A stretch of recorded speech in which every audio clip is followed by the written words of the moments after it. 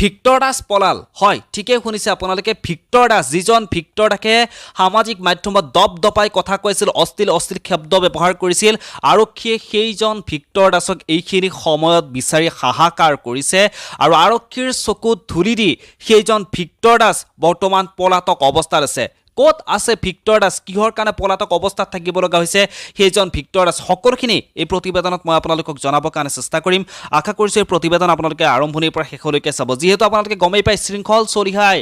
Victor দাসৰ এটি বিতৰ্কিত বিশেষ ভিডিঅ' যিটো ভিডিঅ' চালে আপোনালোকৰ গাৰ নোম শিয়ৰি উঠিব যিটো ভিডিঅ'ত দেখিবলৈ পোৱা গৈছিল যে শৃংখল চলিহাই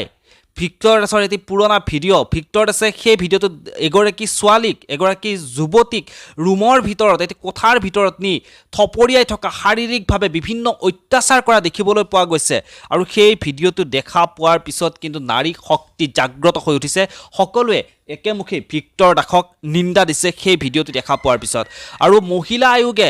আয়োগেও ভিক্টৰ দাসৰ ওপৰত পাণবজাৰ আৰক্ষী থানাত গৈ এজাহাৰ তৰিছিল যোৱাকালিৰ দিনটোত আৰু এতিয়া অলপ সময় আগতে এটি বিশেষ খবৰ গুৰুত্বপূৰ্ণ খবৰ ওলাই পৰিছে আৰক্ষীয়ে ভিক্টৰ দাসক গ্ৰেপ্তাৰ কৰিবৰ কাৰণে বিচাৰি হাহাকাৰ কৰিছে আৰু এইখিনি সময়তেই ভিক্টৰ দাস পলাতক অৱস্থাত আছে যিহেতু ভিক্টৰ দাসে গম পাইছে মহিলা আয়োগে ইতিমধ্যে ভিক্টৰ দাসৰ ওপৰত গোচৰ তৰিছে তাৰ লগতে বীৰ লাচিত সেনাই অসমৰ বিভিন্ন ঠাইত ভিক্টৰ দাসৰ ওপৰত গোচৰ তৰা হৈছে আৰু যেহেতু আৰক্ষীয়ে এইখিনি সময়ত ভিক্টৰ দাসক বিচাৰি আছে ভিক্টৰ দাস কিন্তু পলাতক অৱস্থাত আছে নিজকে সিংহ বুলি কোৱা নিজকে বাঘ বুলি কোৱা নিজকে সৰ্বশ্ৰেষ্ঠ বুলি ভাবা ভিক্টৰ দাস বৰ্তমান আৰক্ষীৰ ভয়ত পলাতক অৱস্থাত থাকিবলগীয়া আছে কিন্তু কিমান দিন থাকিব ভিক্টৰ দাসে এনেকৈ লুকাই আৰক্ষী চকুত কিমান দিন ধৰি দিব সেইজন ভিক্টৰ দাসে যিজন ভিক্টৰ দাসে প্ৰতিটো সময়তে অসমৰ বিভিন্ন ধৰণৰ কথাবোৰলৈ তেওঁ বিতৰ্ক কৰিবৰ কাৰণে চেষ্টা কৰি থাকে বিভিন্ন অশ্লীল শব্দ ব্যৱহাৰ কৰি বৰ্তমান উঠি অহা প্ৰজন্মক এক ভুল পথ তেওঁ প্ৰদৰ্শন কৰিবৰ কাৰণে চেষ্টা কৰে তেওঁ যদিও শিক্ষক কিন্তু তেওঁৰ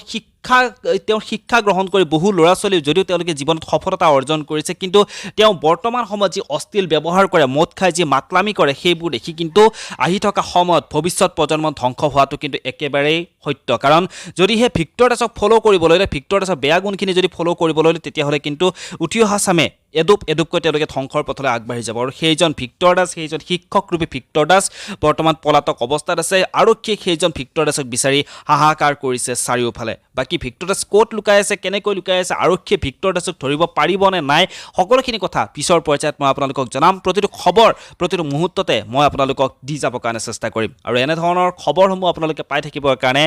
RS নিউজ এই চেনেলটি ছাবস্ক্ৰাইব কৰি কাষত থকা বেল আইকনটো বজাই ৰাখিবৰ কাৰণে আপোনালোকে একেবাৰে নাপাহৰিব তেতিয়াহ'লে আজিলৈ এই প্ৰতিবেদন ইমানতে সামৰো পুনৰ লগ পাম নতুন কিছু খবৰেৰে নতুন কিছু তথ্যৰে জয় আই অসম ভাৰত মাতা কি জয় ধন্যবাদ